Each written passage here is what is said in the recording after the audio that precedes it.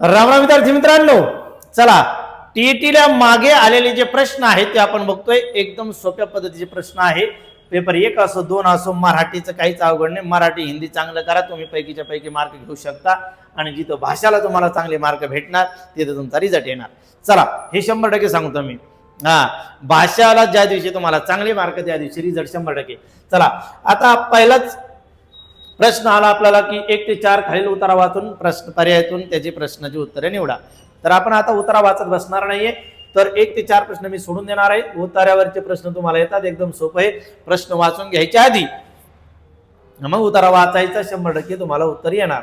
5 क्रमांकाचा प्रश्न आहे, पुढीलपैकी विरुद्ध शब्दाची योग्य जोडी कोणती. आता या ठिकाणी आपल्याला विरुद्ध शब्दाची जोडी विचारलेली आहे. तर आपल्याला कळतंय काय कळतंय, विरुद्ध शब्दाची जोडी.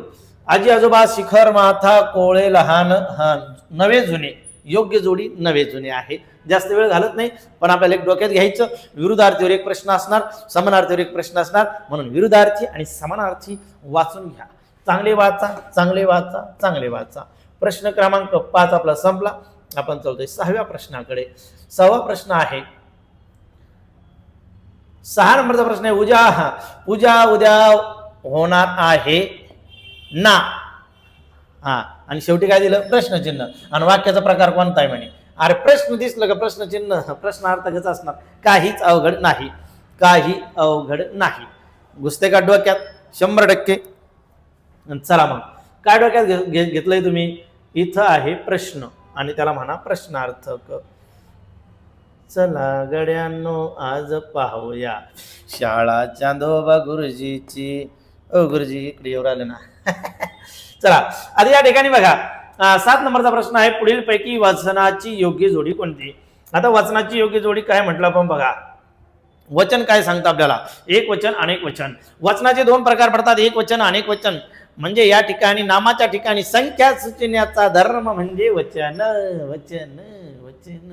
मग दगड दगडे आपलं वाटतं एक वचन अनेक वचन बरोबर आहे. कागद कागदे, पुस्तक पुस्तके, कपडा कपडे.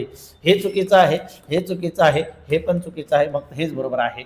मग नियम काय सांगतो, दगड दगडे होत नाही. दगड दगड दगड शब्दाचं अनेक वचन दगडच आहे. काय लक्षात ठेवायचं आपल्याला, काय तर या ठिकाणी नेहमी लक्षात ठेवायचं आपल्याला, ज्या पुलिंगी नामाचा शेवट आने झालेला असतो त्याचं अनेक वचन येणे झालेलं असतं. येणे.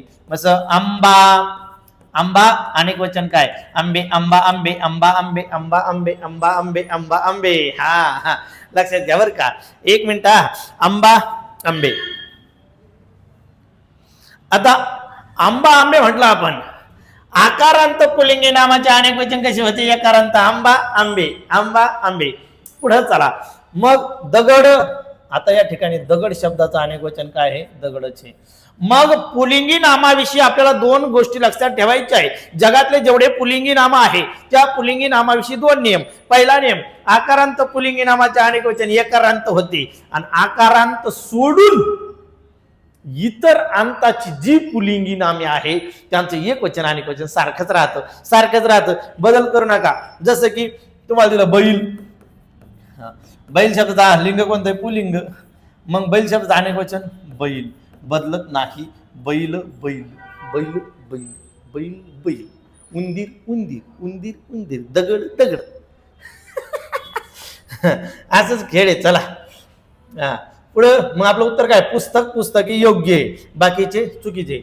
वाक्यातील क्रियापदाचा प्रकार ओळखा. कुत्रा भुंकू लागताच मुले पळू लागली पळू लागली पळू लागली, घाबरली इत्यादी, पळू लागली. आता बघा, पळण्याची क्रिया आहे. क्रिया दाखवतो जे वाक्याचा अर्थ पूर्ण करत नाही त्याचं नाव असतं धातू साधित. काय असतं, धातू साधित. क्रिया दाखवतो वाक्याचा अर्थ पूर्ण करत नाही त्याचं नाव धातू साधित. आणि क्रिया दाखवतो वाक्याचा अर्थ पूर्ण करतो त्याचं नाव क्रियापद. आणि दोघं धातूपासून तयार होतात, क्रियापद पण आणि धातू साधित पण.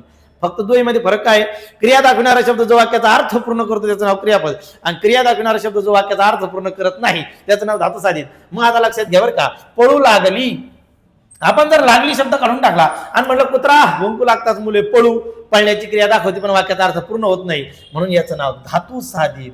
आणि लागली काय आहे, लागली हे सहाय्यक क्रियापद आहे. मग या दोही पासून एक क्रियापद झालं संयुक्त क्रियापद. मला उत्तर काय आपलं संयुक्त क्रियापद.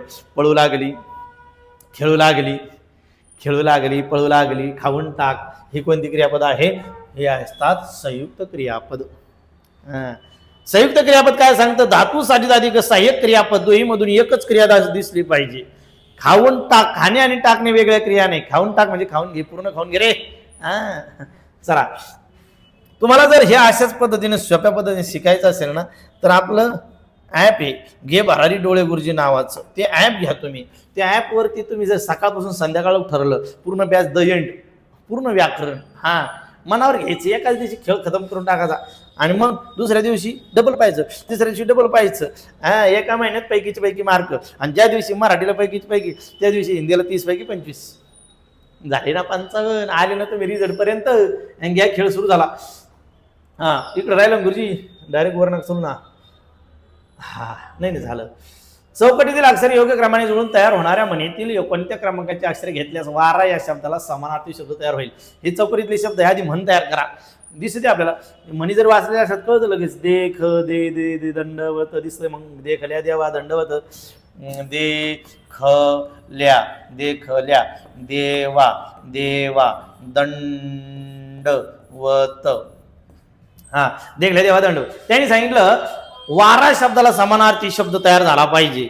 असे यातले एक शब्द घ्या, हे 2 अक्षर घ्यायचे आणि त्याच्यापासून वाराला समानार्थी. मग आपल्याला 2 शब्द घ्यायचे. मग आपण द ख नाही, मग द मग वा वात. वात वात किती नंबरचं आहे वा, 3 आणि 2 5, 5 नंबरचं वा आहे. आणि दंडवत हे 5 आणि 4 9, 9 नंबरचं त आहे. म्हणजे 5 आणि 9, 5 आणि 9 नंबर, 5 आणि 9 नंबरचं जे आहे ते आपल्याला घ्यायचं आणि त्याच्यापासून काय तयार करायचं, वात. वात म्हणजे वारा. 5 आणि 9 वात, वात म्हणजे वारा. घुसलं डोक्यात. चला, असे प्रश्न 100% येणार. म्हणीवरती एक प्रश्न आहे, म्हणून म्हणी चांगल्या वाचून ठेवा. गुरुजी म्हणी चांगल्या वाचून ठेवा, म्हणी तुमच्या पाठाचे. तुम्ही खरंच हुशार आहे. फक्त तुम्ही आता काही दिवस लय दिवस काय झालं, तुमच्या मग कामं जास्त लागले, संसार लागला, बाकीचे कामं पण लागले आणि मग अभ्यासाला वेळ कधी केलाच नाही आपण. जाऊ द्या सोडून. पिशवीत काय आहे कुणालाच माहीत नाही. पिशवीत काय आहे कुणालाच माहीत नाही. कुणालाच माहीत नाही म्हणजे सबंधी देऊ शकत नाही, दर्शक नाही येत, प्रश्न येत नाही. मग काय राहतं, अहो निश्चित माहित नाही ना तिथं काय दडलं. या भिंतीच्या पलीकडून कोण माहीत नाही, निश्चित माहीत नाही. कोणीतरी आहे, पण कोणीतरी आहे, कोणीतरी आहे म्हणजे अनिश्चित. ज्या वाक्यातील क्रियापदावरून कोणता बोध होतो, ज्या वाक्यातील क्रियापदावरून कोणता बोध होतो ते दिलेल्या पर्यायातून निवडा. परमेश्वरा ते काय आहे ते त्यांना समजत नाही, त्यांना माफ कर. परमेश्वराला आज्ञा केलेली आहे, परमेश्वराला सौम्य आज्ञा केलेली आहे. देवा या वर्षी मला नोकरी लागू दे, आमच्या पोराला नोकरी लागू दे, साऱ्याला नोकरी लागू दे. आज्ञार्थी. 11वा प्रश्न संपल्या. पुढे जा गट गट गट गट 12वा क्रमांकाचा घ्या प्रश्न. गडकरी हा माझ्या व्याख्यानाचा दुसरा विषय असेल. वाक्यातील काळ ओळखा. असेल असेल असेल असेल असेल असेल एकटंच दिसतं. असेल म्हणजे भविष्यकाळ समजायचा. एकटं क्रियापद दिसलं साधा म्हणा. एकटं क्रियापद दिसलं काय म्हणा साधा. मग तो कोणता असो, वर्तमान काळ असो, भूत असो की भविष्य असो.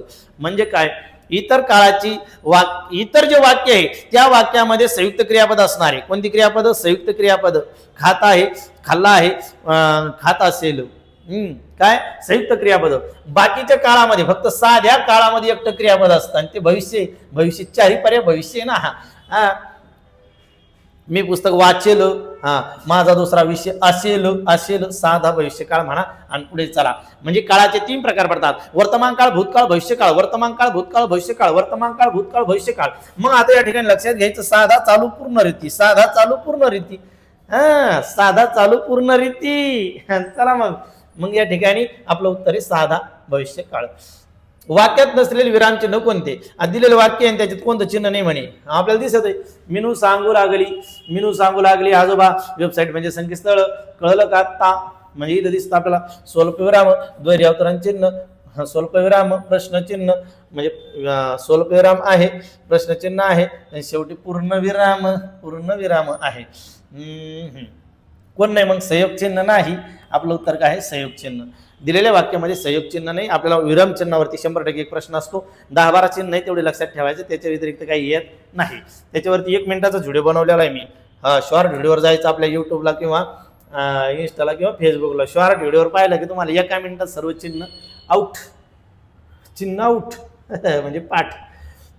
चला पुढचा प्रश्न आहे. पुढीलपैकी उपसर्ग घटी शब्द कोणता? उपसर्ग आणि प्रत्यय माहिती असणं गरजेचं आहे. उपसर्ग शब्दाच्या सुरुवातीला लागतात आणि प्रत्यय शब्दाच्या शेवटी लागतात. सुरुवातीला जे अक्षर लागतात त्यांना उपसर्ग म्हणतात. आता इथे तुम्हाला गुलाम नावाचा शब्द, त्याला गिरी लागलं म्हणजे गिरी काय? प्रत्यय. कला, कार, मूळ शब्द कला आहे, त्याला कार लागलं म्हणजे या ठिकाणी काय? प्रत्यय. मानवता, मानवला ता लागलं, प्रत्यय. शब्दाच्या शेवटी जोडली जाणारी अक्षरे त्यांना प्रत्यय म्हणतात. त्याने आपल्याला उपसर्ग घटित विचारला म्हणजे उपसर्ग लागलेला. साधला लागलं प्रति, आणि मग प्रतिसाद हे आपलं उत्तर आहे. म्हणून उपसर्ग घटित शब्द कोणता आहे? प्रतिसाद. आ यथा प्रति, आ यथा प्रति हे संस्कृत उपसर्ग लागून तयार झालेला शब्द, संस्कृत उपसर्ग लागून तयार झालेला शब्द अव्ययभाव समासाचं उदाहरण असतो. कोणता समास? अव्ययभाव समास. मग चला, प्रति हे उपसर्ग घटित आहे. कमळ या शब्दाला समानार्थी नसलेला शब्द कोणता? कमळ, कमळ, अंबुज, निरज, पंकज, सरोज म्हणजे अग्रज. उत्तर काय पाहिजे? अग्रज. अग्रज म्हणजे आधी जन्मलेला, अनुज म्हणजे नंतर जन्मलेला. चला पुढे हे पाठ पाहिजे आपल्याला. आता पुढे आली कविता. कविता आली, कविता वाचायची, आधी प्रश्न वाचायचे, मग कविता वाचायची आणि प्रश्न क्रमांक 16 ते 19 ची उत्तर द्यायची. आपण सोडून देऊ 19 पर्यंत. पुढे चालू. 20 नंबरचा प्रश्न आहे. पुढील पैकी अशुद्ध शब्द ओळखा. अशुद्ध शब्द ओळखा. हळू, हळू, हळू, हळू, आणि आखणी, आखणी, प्रतिध्वनी, मुलाखत. मुलाखत बरोबर, प्रतिध्वनी बरोबर, आखणी बरोबर. मग हळूहळू हे चुकीचं आहे, अशुद्ध आहे हळूहळू. मग हळूहळू कसं पाहिजे? हळू मूळ शब्द असा आहे, हळू, हळू, हळू, हळू, हळू, हळू, हळू, हळू, हळू. चला, म्हणजे अशुद्ध आहे तो. पुढील पैकी अर्थाच्या दृष्टीने गटात न बसणारा शब्द कोणता? हय, तुरंग, वारू, गज. आता बघा, पहिले जे 3 आहे ना, घोडा शब्दाला समानार्थी. घोडा, हय, तुरंग, वारू, अस्प, वाजी, घोडा. आणि गज, गज म्हणजे हत्ती. गज म्हणजे हत्ती. सारंग, कुरंग, हत्ती, गज. चला, मग उत्तर काय पाहिजे आपल्याला? गज. घोडे बांधण्यासाठी किल्ल्याची जागा, किल्ल्यावरील जागा. घोडे बांधण्यासाठी किल्ल्यावरची जागा. पागा, पागा, पागा, पागा, टागा, टागा. टांगाला बांधला घोडा आणि त्याचा झाला पागा. लक्षात ठेवा, घोडा. चला पुढं. 22 नंबर झालं. आता 23 नंबरचा प्रश्न आहे आपल्या पुढं. काय आहे 23 नंबरचा प्रश्न? 23 नंबरचा प्रश्न आपल्या पुढे येतोय. त्याचं नाव काय आहे? पुढीलपैकी योग्य वाक्प्रचार असलेला पर्याय कोणता? योग्य पर्याय: हात टेकणे, डोळे येणे, कान फुटणे, नाक गळणे, नाक गळणे, डोळे येणे, हात टेकणे, कान फुटणे, कान फुटणे, कान फुटणे, बहिरे होणे असं असू शकतं. चला पुढं. क्रियापदाचा अर्थ ओळखा. मुलांनी शिस्त पाळावी. क्रियापदाचे 4 अर्थ आहे. स्वार्थ, आज्ञार्थ, विद्यार्थ, संकेतार्थ. स्वार्थ, आज्ञार्थ, विद्यार्थ, संकेतार्थ हे क्रियापदाचे 4 अर्थ आहे. स्वार्थ म्हणजे सरळ साधा अर्थ. कोणत्याही काळाचं वाक्य स्वार्थामध्ये येतं. आज्ञार्थामध्ये आज्ञा केलेली असते. विद्यार्थीमध्ये व, वि, वे ने शेवट झालेला असतो. संकेतार्थ म्हणजे जर तर असतं. इथं पाळावी म्हणजे व न शेवट झाला म्हणजे वि, व, वि, वे ने म्हणजेच विद्यार्थ. हे आपलं उत्तर आहे. उत्तर आपलं काय आहे? उत्तर काय आपलं पाहुणे मंडळ? उत्तर काय आहे या ठिकाणी? उत्तर आहे आपलं विद्यार्थ. काय उत्तर? विद्यार्थ. शाळेच्या स्नेहसंमेलनासाठी मान्यवर लेखकांना पाहुणे म्हणून बोलवण्यासाठी आलेले पत्र कोणत्या प्रकारचे असेल? पाहुण्याला निमंत्रण द्यायचे. मग आता अभिनंदन केलं का? निमंत्रण. सूचना दिली का पाहुण्याला? पाहुणे. तक्रार पत्र अजिबात नाही. मग काय? निमंत्रण पत्र. म्हणजे पत्र लेखनावर एक प्रश्न असतो 100%. ते डोक्यात ठेवायचे आपल्याला. पुढे विचारलं, श्रद्धांजलीमधील एकूण किती वर्ण आहे? श्रद्धांजलीमधील एकूण किती वर्ण आहे? मग श्रद्धांजली फोडा पटकन. बघा इथं घेऊ आपण. श अधिक र अधिक अ हे झालं श्र, 3 अक्षर. त्यानंतर धा, द अधिक ध अधिक आ, श्रद्धा आणि हा अनुस्वार, हे 4. श्रद्धांजली, ज अधिक अ अधिक ल अधिक दीर्घ ई. चला, 4 आणि 4 8 आणि 3 11 आहे का? 11. येस, 11. श्रद्धांजली, श्रद्धांजली, श्रद्धांजली 11. पुढील पैकी विरोधार्थी शब्दाची जोडी ओळखा. विरुद्धार्थी शब्द ओळखायचे आपल्याला. राहिलं होतं काय कोण हे. शुक सरिता, बोका भाटी, मोर लांडोर, कोला कोलीन. कोला कोलीन बरोबर आहे, बोका भाटी बरोबर आहे, मोर लांडोर बरोबर आहे. शुक म्हणजे पोपट, पोपटाची मैना असते. सरिता म्हणजे चुकीची जोडी कोणती आहे, ही आहे. शुक म्हणजे पोपट आहे, तर ते चुकीचं आहे. चला पुढे गुरुजी. 28वा प्रश्न आहे आपल्या पुढे की डॉक्टर APJ अब्दुल कलाम यांची खालीलपैकी ओळख नाही, म्हणजे त्यांना कोणत्या नावाने विशेषण देऊन ओळखले जायचं. त्यांना मिसाईल मॅन म्हणतात बरोबर, शास्त्रज्ञ म्हणतात बरोबर, माजी राष्ट्रपती. हो, माजी राष्ट्रपती कोण, डॉक्टर APJ अब्दुल कलाम. 11वे राष्ट्रपती भेटले आपल्याला, शास्त्रज्ञ होते, खूप भारी व्यक्तिमत्व होतं. त्यांना गायक म्हणून ओळखलं जात नव्हतं, म्हणजे उत्तर काय आपलं, गायक आहे. चला, पुढीलपैकी कोणता दिवस बालिका दिन म्हणून साजरा केला जातो. बालिका दिन कोणता दिवस आहे, 3 जानेवारी.